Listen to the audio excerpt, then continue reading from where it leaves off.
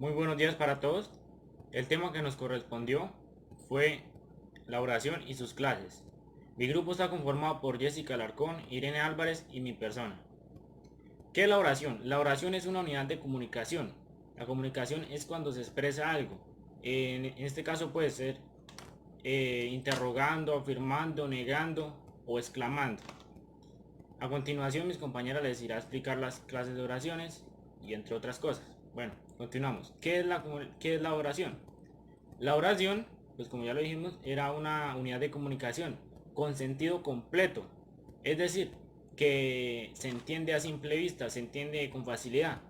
La, la oración en resumidas cuentas, es un conjunto de palabras que tienen coherencia, pero tienen que estar en orden para que éstas tengan coherencia, para que esta oración tenga coherencia. Se caracteriza por tener una mayúscula al principio y un punto al final. El significado de la oración. ¿Qué significa la oración? La oración obtiene su significado dependiendo de cómo la redacte o la diga la persona. Em, de ahí tomaría su significado. La estructura de la oración se las voy a presentar a continuación. La estructura de la oración es la siguiente. Está compuesta por sujeto y predicado. El sujeto pues se divide en paciente y agente. El paciente es el que padece la acción que marca el verbo. El agente es el que ejecuta esa acción que marca el verbo. El predicado es lo que se dice del sujeto. Se divide en verbal, nominal y preposicional. El verbal es el que sirve con cualquier verbo, no importa. El nominal es el que sí tiene que llevar verbo copulativo, es decir, los verbos que son ser, estar y parecer. El predicado tiene complementos, son circunstanciales. El predicado es un complemento, entonces el complemento puede ser circunstancial, es decir, en tiempo, lugar, modo, cantidad, compañía, etc. Los complementos pueden ser, hay dos tipos, directos o indirectos. El directo es el que indica sobre quién recae la acción directamente. Puede llevar puede llevar la preposición a o cualquier preposición, no importa. Está el complemento indirecto, es decir, que no indica sobre quién recae la acción, lo indica indirectamente o secundariamente. Siempre tiene que llevar la preposición a. Y se encuentra el complemento de la gente, pues es el que le precede al, al sujeto. Hola a todos, mi nombre es Jessica Paola Alarcón, estudiante de Contaduría Pública de la Universidad Unitrópico, primer semestre. El día de hoy vamos a hablar sobre la oración y sus clases. Dentro de este tema encontramos varios subtemas, los cuales me correspondieron dos de ellos. El uno es el núcleo de la oración y el segundo es la coherencia interna de la oración. Así que vamos a ver el primero, que es el núcleo de la oración. Cada sintagma, ya sea nominal o verbal, que tiene determinado género, ya sea femenino o masculino, y número, que ya puede ser plural o singular. En el sujeto, el núcleo suele ser sustantivo y en el predicado, el núcleo suele ser el verbo. Estos a su vez tienen que estar coordinados, lo que quiere decir que tiene que tener concordancia ya sea entre el género y el número, para así tener sentido la oración. Pero entre todo esto hay una excepción. Se encuentran las oraciones impersonales. Esas oraciones constan de que tienen verbo pero carecen de sujeto. Uno de los ejemplos de esas oraciones impersonales es, por ejemplo, hacer calor. Entre esos el verbo es hacer, pero carece de sujeto que lo ejecute, por lo que el verbo es un verbo impersonal. Bueno, primero están las oraciones enunciativas. Esas oraciones enunciativas son las que se usan para informar un hecho con un objetivo claro. Esas oraciones también se encuentran negativas y positivas. Las afirmativas son las que afirman un hecho. Por ejemplo, el accidente ocurrió a las 5. Por ejemplo, se está afirmando que hubo un hecho afirmativo. A diferencia de la negación, como por ejemplo decir no se esperan lluvias. Un ejemplo de la negativa es, por ejemplo, no se esperan lluvias en las siguientes horas. Se está haciendo una negación de un evento. Entonces, en este caso, usamos los adverbios negativos, como son no, nunca, jamás, y pronombres impersonales como alguien o nada. Anteriormente hablaba de las afirmativas. Esas afirmativas nunca cuentan con una opinión o con un sentimiento. Ahora de las interrogativas. Las interrogativas son las que se usan para hacer una pregunta, y claramente está que el que hace una pregunta pues espera una respuesta. Estas por sí van en signos de interrogación. Eh, Esas oraciones interrogativas se dividen en cuatro tipos, que son las directas, las indirectas, las totales y las parciales. Vamos a hablar de las primeras, que son las directas. Las directas son las que por sí manejamos en la vida cotidiana, y como por ejemplo, ¿qué hora es? O por ejemplo, Juan dijo, ¿qué hora es? Es haciendo una pregunta. Eh, Estas se conocen por signos de interrogación que van al inicio y al final de la oración, y más, aún más por la intención o por la entonación en que se dice esta pregunta.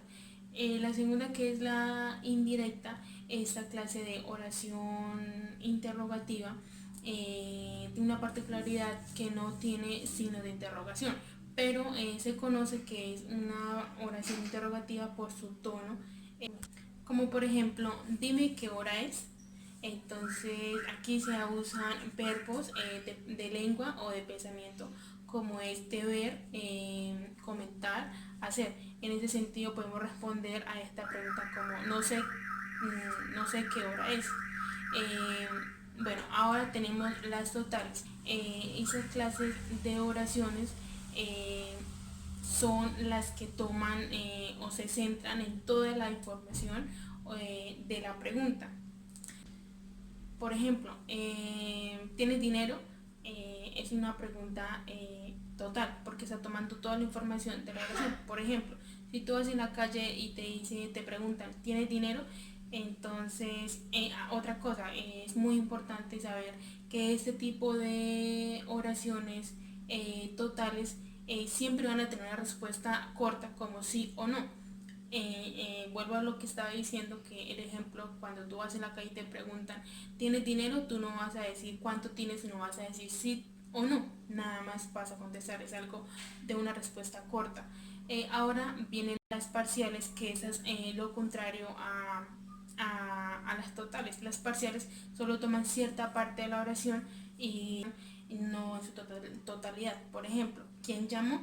Entonces se sabe que esa persona sabe que alguien llamó, pero no sabe quién. Entonces, para uno identificar esa clase de oración, siempre se sabe que debe tener una respuesta larga. Por ejemplo, si alguien pregunta quién llamó, es obvio que no vas a contestar sí o no, sino que vas a contestar una respuesta larga a esta pregunta. Una de las características de esta oración es que pronombres de interrogación como qué, cómo, cuándo. Una de las diferencias es que en la pasada no tienen pronombres de interrogación. Ahora vamos a hablar de las oraciones. Las imperativas son las que se usan para una orden o prohibir algo, como decir cierra la puerta o no debe llegar tarde a clase. También tenemos como las desiderativas, que son las que se usan como para dar a conocer un deseo, como ojalá todos los días fueran viernes o ojalá vuelvas pronto. La otra es la dubitativa, que se usan para dar a conocer como una probabilidad o una duda. Las exclamativas son las que se usan para dar a conocer o para expresar un deseo, como de alegría, sentimiento, tristeza, ira, como por lo menos decir, ojalá le den duro o ojalá seas feliz. Bueno, según la naturaleza del predicado encontramos las atributivas y las predicativas. Entre las atributivas encontramos que estas tienen el pronombre nominal y el verbo que es ser o estar. Y más esto lleva un atributo que puede ser él es médico o ella es alta. Enseguida encontramos lo que son las predicativas, que esas son las que llevan el pronombre verbal y no llevan verbo. Estas se encuentran tanto activas como pasivas. Entre las activas encontramos las transitivas. Estas son las que llevan el sujeto más el complemento directo. Por ejemplo, un grupo de estudiantes visitan la universidad. Dentro de estas mismas transitivas encontramos lo que son las transitivas reflectivas y las transitivas recíprocas. Bueno, entre las reflectivas encontramos que la acción del sujeto recae sobre el mismo, y a la vez también usamos pronombres como lo son me, te, se, nos, os, y esa vez el pronombre funciona como complemento directo si no hay otro complemento directo. Un ejemplo es, por ejemplo, el profe me explica. Otra de las funciones es cuando el complemento indirecto funciona si hay un complemento directo. Esto quiere decir, por ejemplo, el profe me explica la clase, o sea, ya hay un complemento directo. Por otro lado, tenemos las recíprocas. Esas recíprocas son las que se unen o se hacen o sí, con el sujeto múltiple. Eso quiere decir que ya son una, dos, tres y que se intercambian entre sí las funciones recíprocamente. También dentro de estas recíprocas se usan los pronombres como son nos, os, se, y estas mismas a la vez funcionan como complemento directo y complemento indirecto. Bien, muchas de las veces funcionan como suplente, como casarse, como enfrentarse, como por ejemplo ellos se enfrentaron a los docentes. Las instructivas se forman del sujeto, pero estas no tienen contenido indirecto. A cambio de esto, tienen contenido predicativo o circunstancial, como por un ejemplo, Obama nació en Estados Unidos. Ahora tenemos las pasivas. Las pasivas se forman de un verbo, pero este verbo es el que sufre o padece la acción, como dentro de estas tenemos las pasivas propias, las pasivas reflejas. Bueno, en las propias el verbo está en pasivo con o sin complemento agente. Como por ejemplo, el árbol fue talado por el jardinero. Encontramos en las reflejas que el verbo está en activo. En el se trabaja con tercera persona y ya sea plural o singular, como decir se venden casas rurales. Espero haya sido muy entendible esta información, espero que haya sido de su agrado.